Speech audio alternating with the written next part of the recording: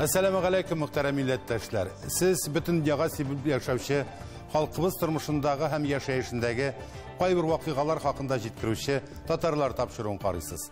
Bugünkü programda şahıslarda Yaşkaraladan Mevlize Gümerova. Televideniye karşısında işlegende tuğan til tapşırığı alıp bardım. Mende 93 yıldan beri 2000 yılda men eştim Bülek Keşir tapşırığı. Endi Mari radyosunda men eştim tuğan yak informasyon muzikal tapşırığı. Samaraga Kıtaydan da kelip jırlıylar. Halk icatı festivalleri halk derecede muhakkadar Bartik Başkuristan hem Tataristan'dağına uzatırgan idi. Emine bu yıl Samara Tatarları eligi inisiyativini üzerine alırga bulganlar. 20 yıl bil bilmegen küreşçi.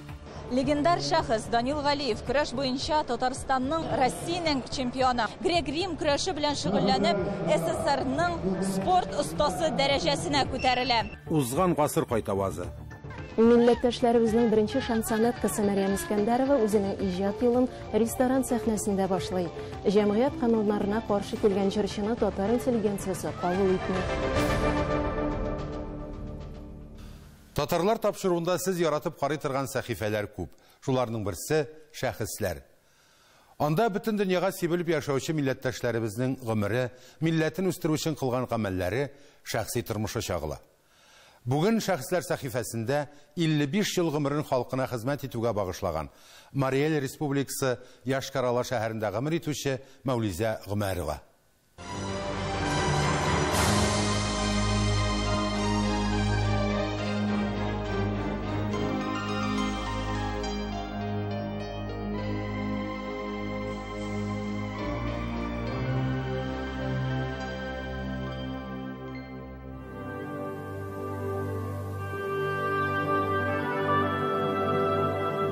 Televiziyanın mucizalı dünyasına kirip gitti. Endi ol özü bir ekiyet dep aytam. İsen de siz muhterem milletdaşlar efirde tuğan til tapşırığı. Endi men özümni Mariyel Respublikasında yaşagan tatarlarımdan özlerinin oңай якларын, матур эшләрен төшерәм икән, мин бу яктан бик каты бәхетле. Tatar halkın onun şəxsləri tanıta desək dürüst bulur. Şit tüvəkdə yaşayışı milletdaşlarımız arasında eydəb barışı şəxslərimiz baytaq. Biz isə onlar bilə көп vaqt nәq менә аларның ijat кешәләрендә şuraşabızda indi. Benim bizden gaile bik müzikal gaile. Etiyim özdürüp İtalyan garmında oynuyor, eneyim bik motor jırlı. Biz bar bizde jırlıyız simyada. Yüreğimde canım necek mini seni şulay göre. Biz mağa özümüzde inandık. Dürüst bu günü tuğanları arasında Meyruze opasına gına sırav yollu aldık. En birinci ol jırlap ko'rsatdi. Biz ana bile bik dağırlanabız. O bizim en süyükli yaratkan kişi biz simyada. Mevlize Şerifullah kızı Gümerova Bərəngi rayonu Mazarbaşı avulunda tuğa. İndi alda etilgənçə bik мұңлы gailede 5 kız üsələr alar. Barısı da jırlı, tek medeniyet ülkesine yol Mevlize'ge gine aşılar. Kalkoz reisi Nurislam Fatihov sebepçi ulağına. Ben indi Medeniyet Sanat Училищесini tamamladım. Hem indi Qozan Medeniyet Sanat Akademiyasını tamamladım. Rejissör bölegen. En birinci konsertim Менә шушы Фатихов Нурисам абый аркасында авылда без инде график төзедек, концертларны моторлап куярга дип, иң беренче концертым 22 апрельдә 1987 елда машина утарында эшләгән шоферлар, трактористлар белән булды. 1993 елдан Мәдәният министрлыгында милләтара дуслыкны ныгыту буенча белгеч. Мәдәният министрлыгына килеп урнашканнан соң мен инде Мәдәният министры менә безгә татарча алып баручы кирәк. Әйдә син менә шунда үзеңне тикшереп каралы дип җибәрде. Televideniye karşısında işlegende tuğan til tapşırığı alıp bardım. Mende 93 yıldan beri 2000 yılda men eştim Bülek Keşir tapşırığı. Endi Mari radyosunda men eştim tuğan yak informasyon muzikal tapşırığı. 2001 yıldan men 3 tilde alıp bara başladım radyoda. Birle meste dep atala. Mari rus tatar tillerinde buldu передачаларым, tapşırılarım. Уйлап кына карагыз, 3 телдә чиста әдәби сөйләм белән республика күләмендә тапшырулар алып барырга батырчылык иткән татар кызы. Инде 1997 елдан ул Татар мәдәният үзәге директоры. Мәүлизә ул менә мәрҗән ничек иттереп җыя менә Татар Мариял Республикасында яшәүче кыз баламы, ир кешеме талантлы татарларны үз җанына җыеп, күбесенә Татарстан Мәдәният институтына юл биргән кеше. Менә шунлыктан аны хөрмәт итәләр. Аның һәр вакытта ие, юлы, эшләгән җире, җирәге ачык, ул бөтен кешене дә сыйдыра. бигрәк тә акыллы, бигрәк тә талантлы, һәр вакытта көләч йөзле. Беркайчан да мин аны төшенке күңел белән күргәнем юк. Нәрсәне максат итеп алды һәрбер тапшыруыгыз? Һәр вакытта да татарны зурайтып күрсәтү. Һәр вакытта да татарның дәрәҗәсен күтәрү республикада. Марилә ханым инде менә дөресендә 25 ел без аны передачасын карыйбыз. Җиңел түгел аңгар. Безнең дә чит сөбәктә торган татарларга бер җирдә дә җиңел түгел. Но менә мондый телевидениедә эшләгәндә, кешегә күренеклек җирдә эшләгәндә, ул читенрәк, ул үзенчә тырыша. Менә күреп торабыз, тырышлыгын күреп торабыз. Җаным бирә татарга. Дөрес, ихлас күңелдән иҗат итә ул. Гади, халыкчан аның тапшырулары. Минем әниемнең әтисе Бөек Ватан сугышында эшсез югалган кеше. Шуннан башланган эш мине китереп этәрде татар авылларының тарихларын яздыруга. Бүгенге көндә инде минем чиста татар авыллары Марки районында язылып бетте. Маритрәк районнарында язып бетердем. Мин хәзер Бәрәңге районында, минем иҗат төркеме Бәрәңге районында йөри. Минем туган авылым ул республикада иң зур татар авылы. Менә инде шәхесләргә килгәндә, сез әйткәнчә инде минем өчен теге абруйлы шәхес ул Шиһабетдин Мәрҗани. Ни өчен дигәндә, ул безнең Мазарбаш авылына килеп, чишмәләреннән су эчеп, безнең мәчетебездә дуга кылган кеше, намазлар укыган кеше. Ә инде аның сеңлесе безнең Мазарбашына кияүгә чыгып, безнең Түбән як Мазарбашында кабере бар инде. Менә шуларны хәзер без эзләп табу эзләп табу юлында. Еллар узгач Мәүлизә Гомәрова татар мәдәнияте үзәге директор урынбасары булып хезмәт итә. Аннан яшьләр бүлегендә. Ә телевидение һәр вакыт аның белән. Тамашачы туган тел тапшыруын үз итә, ярата. Үзебезнең республикада яшәгән татарларга хезмәт итә. Үзебезнең дөресен генә әйткәндә авыллар белән, авыл тарихлары белән дә таныштырып чыкты. Республикадагы атаклы татарлар белән дә менә шушы тапшыру алышында аркасында билдек инде без таныштык. 25 ел дәвамында дәүләт телевидениесендә эшләп, туган тел тапшыруларын алып барган икән. Һәм аны менә халкыбызны берләштерүгә, бер мәйданга җыюга зур күп көч куйган икән. Менә бүген залга җыелган тамашачы нәкъ аңа рәхмәт белән, алкышлар белән җавап бирә. Әйе, зал тулы халык. 30 елдан артык мәдәният өлкәсендә 25 ел Мари дәүләт телерадио компаниясында хезмәт итү бик күп көч, үҗәтлек, мәхәббәт таләп итә. Залда аның геройлары, укучылары, хезмәттәшләре, туганнары, кыскасы тамашачысы. Бу көнне котлаулар бик күп булды. Рәхмәт хатлары җиткерелде. Татар халкына күрсәткән хезмәтләре өчен Бөтендөнья татар конгрессының халыкара берлеге медале тапшырылды. Бу хезмәтендә аның гаиләсенең дә өлеше бар. Әни белән бик каты горурланам. Ул бүгенге көндә барысына да үзе иреште. Аллага шөкер, сөйкемле, бәгырьле, һәм улым, балаларым, кызым дип торам минем хатыныма инде. Булышау безгә балалар белән дә бик каты булыша, Аллага шөкер. Үзе дә бик әйбәт кеше. Яратасыңмы биеңә? Әбин яратасызмы, кызым? Ничек итеп яратасыз, күрсәтегез әле. Ләйсәнә Садырдинова, Татарлар Яшкарала, Мария Республикасы.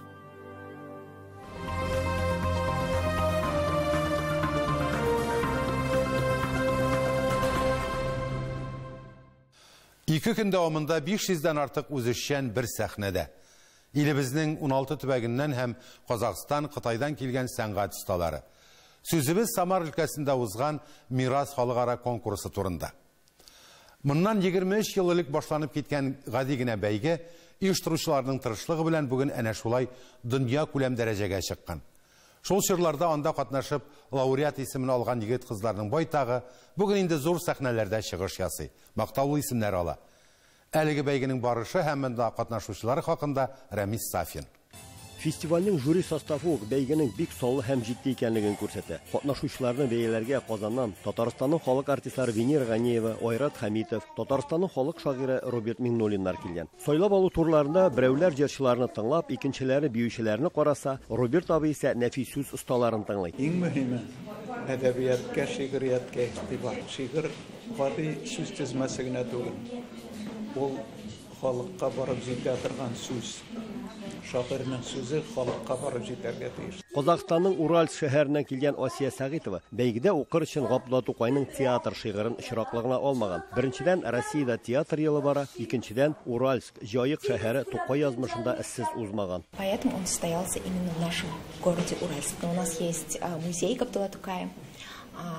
И, конечно же, есть центр, именно татарский центр, где у нас проходят воскресные уроки. Татарның нинди генә иҗади бәйгесе булмасын, анда иң күп катнашучыларны вокал номинациясе җыя. Самарның мирас конкурсында моңа искәрмә булмады. Анда берничә дистәдән артык башкаручы катнашты.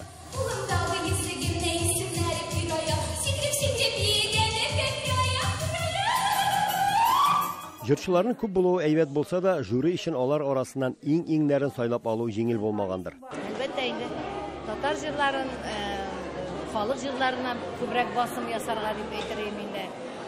Эстрадасы да, ансы да кирәк инде. Баян моңнарын, менә аның алымнарын ишетеп, шушы менә шуңа тартылыбрак җырласалар бик күңелле булар иде.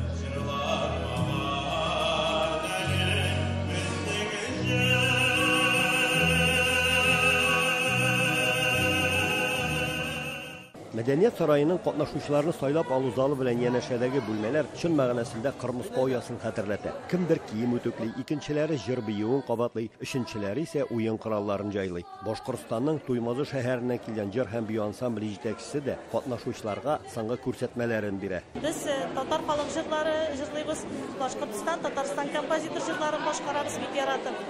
Безнең репертуарда онытылып барган, әби бабаларыбыз җырлаган бик борынгы татар, башкорт халык җырлары.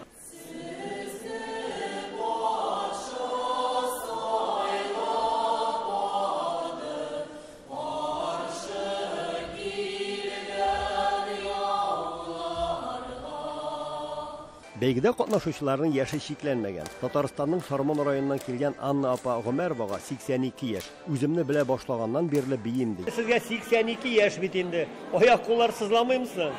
Бер җиремдә сызламый, потому что мин спорт белән шөгыльләнәм. Бассейнда yüзәм, рөҗәдә ярышларда катнашам. Кышка кирсәм рөҗәдә йөрим. Оештыручыларның конкурска нәфис сүз номинациясын кертүендә отышлы алым дияргә кирәк. Анда 2 дистәдән артык кеше катнашса да, Ульяновск шәһәреннән Гөлия Сәләхетдиновага тиңнәр табылмады.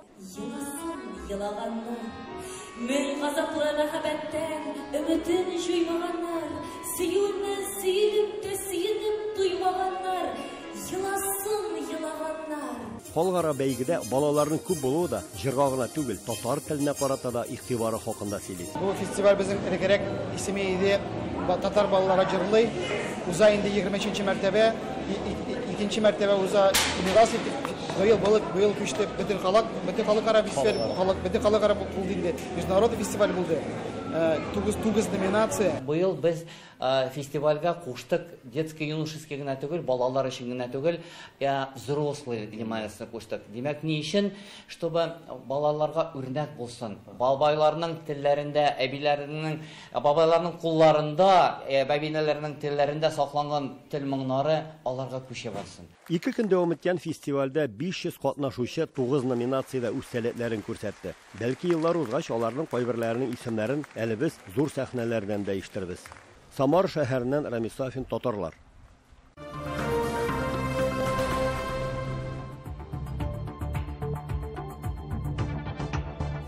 Хөрмәтле тамашачылар, сез татарлар тапшыруын карыйсыз. Программабызның икенче өлешендә. 20 ел бил бирмәгән көрәшче. Легендар шәхес Данил Галиев көрәш буенча Татарстанның Россиянең чемпионы. Грек-Рим көрәше белән шөгыльләнеп, СССРның спорт остасы дәрәҗәсенә күтәрелә. Узган гасыр кайтавазы. Милләттәшләребезнең беренче шансанәткасы Мәрьям Искәндәрова үзенең иҗат юлын ресторан сәхнәсендә башлый. Җәмгыять кануннарына каршы килгән җырчыны татар интеллигенциясе кабул итми.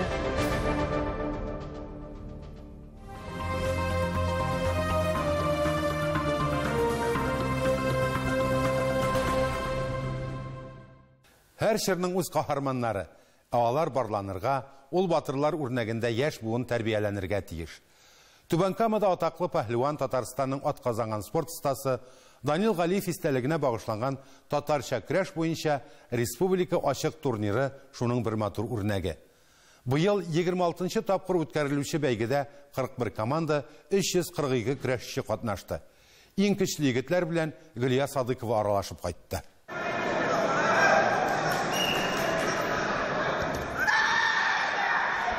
Легендар шәхес Данил Галиев көрәш буенча Татарстанның 12 Россиянең 8 тапкыр чемпионы. Муса Җәлил исемендә үткәрелүче көрәш бәйгеләренең 6 тапкыр җиңүчесе.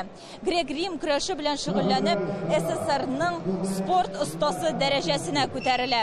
Бүген Түбән Кама шәһәрендә Данил Галиев үрнәгендә яшьләрне тәрбиялиләр. Татарча көрәш буенча мәктәп эшләп килә. Ул Данил Галиев исемен йөртә. Һәм бүген 26-нчы тапкыр үткәрелүче көрәш турниры да аның истәлегенә. Ул илнең иң атаклы батыры иде. 20 ел дәвамында аны Татарстанда гына түгел, хәтта Россия буенча беркем дә җиңә алмады. Түбән Кама сабантуйларында 10 мәртәбә баш батыр калды ди Данил Галиев турында матбугат хезмәткәре җитәкчесе Виктор Шадрин.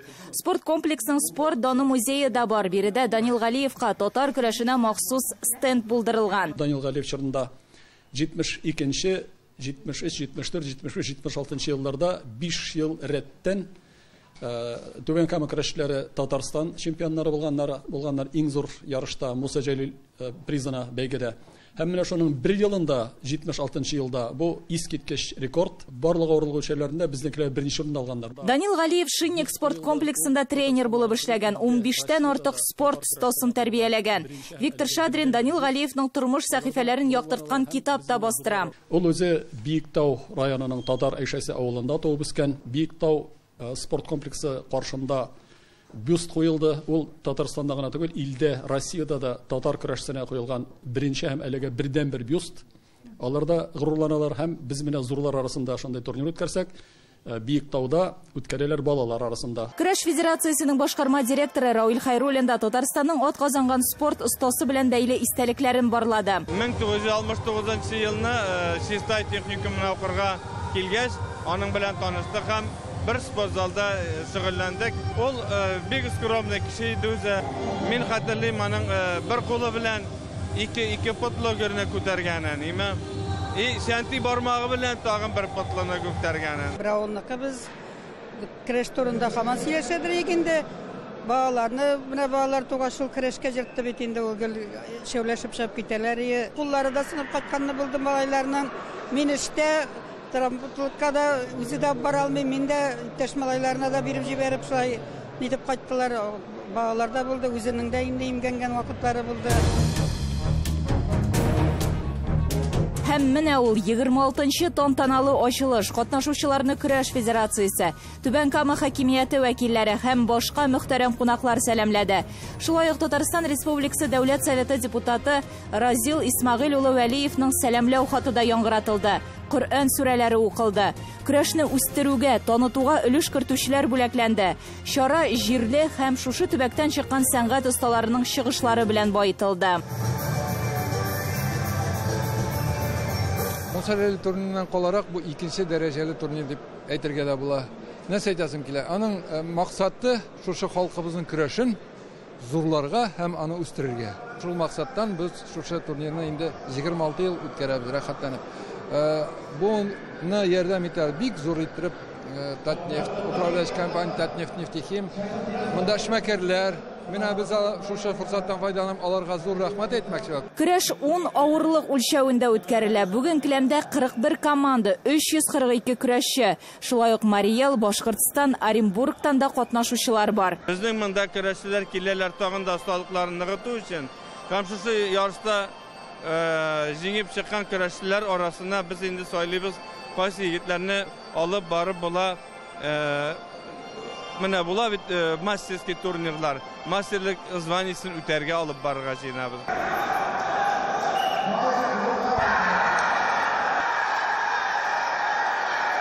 Көрәш тормыш рәвеше, аңа кереп китсәң чыга алмыйсың. Бүген әлеге сүзләрне һәр көрәшчедән ишеттек дисәк ялгыш булмас. Нинди сыйфатларга ия булырга кирәк? Нинди булырга кирәк? Сыйфат иң беренче сила воли, урысча әйтмешли, сила волең булса, всего можно добиться. Баштан иде, потому что җиңелүләр дә булачак. Ансыз булмый. 16 яшьтән бирле башта Зәйрәяндан якладым, аннан соң укырга Нижекамскига килдем. Нижекамскидан якладым 3 ел. Аннан яңадан Зәйгә кайттым. Хәзерге вакытта Әлмәт шәһәрендә яшим, эшлим. Әлмәт шәһәре өчен выступайтым. Хәзер инде көрәшсез яшәп булмый. Ул минем смысл жизни дип әйтергә була. Төп эшем дип шутлыйм.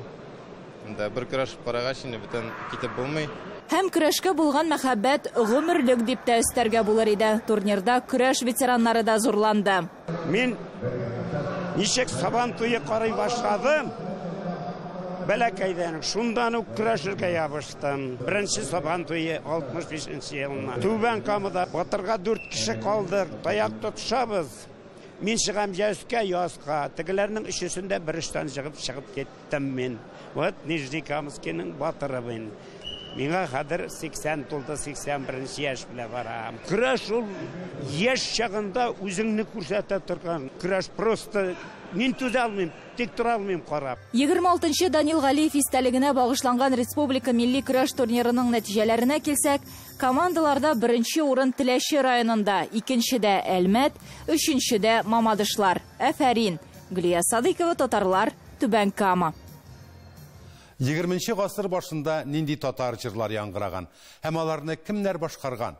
Уфада күренекле җәмәгать эшлеклесе Мәрьям Султанова Акчурин исемендәге дискуссия клубының җыелышы узды. Әлеге очрашуның кунагы итеп Россиянең атказанган Башкортстанның һәм Татарстанның халык артисты Идрис Газиев чакырылды. Уфада җыелган клуб әгъзаларына ул грамм-пластинкаларда беренче тапкыр яздырылган татар җырлары турында сөйләде. Бер гасыр дәвамында сакланган тавышларны хәбәрчебез Миләүшә Латыйпова да тыңлады. 20-нчы гасыр башында татар халкының тормыш-көнкүрешендә әһәмиятле үзгәрешләр барлыкка килә. Байлар йортларына Европаның мәдәни тормышына бәйле әйберләр, рояль, фортепиано, граммофон килеп керә.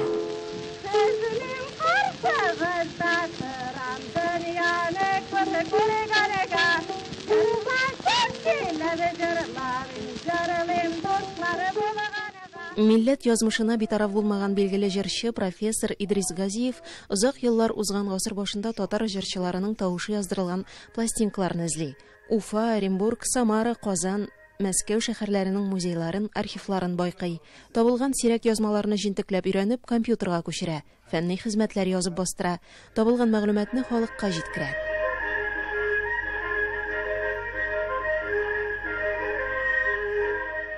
1901 елда Русияга тавыш яздыру буенча 2 инглиз белгече килә.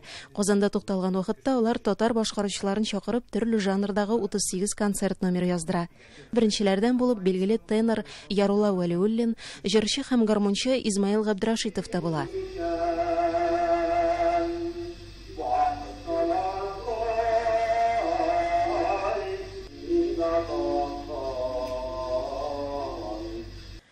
Казан һәм Уфада яшәүче милләттәшләребез опера, классик концерттан тыш шул чорда барлыкка килгән күңел ачу музыкасында кабул итә. Ул ресторан, кабак, парк, пароходларда яңгырый. Кемдер анда акча эшләү максатыннан килсә, икенчеләрне җыр-моңга мәхәббәт алып килә.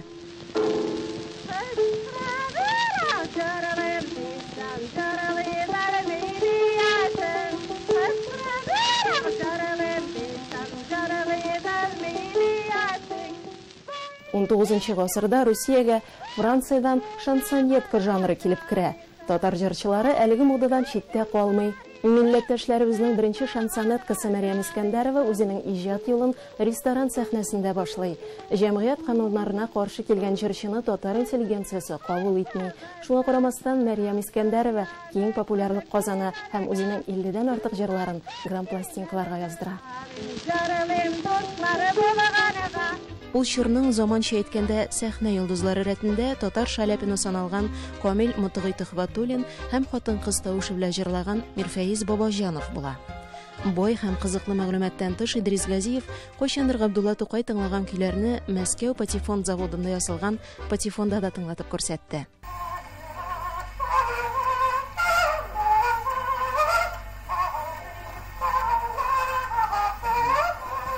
Безнең татар тормышы, татар тарихы, татар мәдәнияте белән бәйле бу әйбер.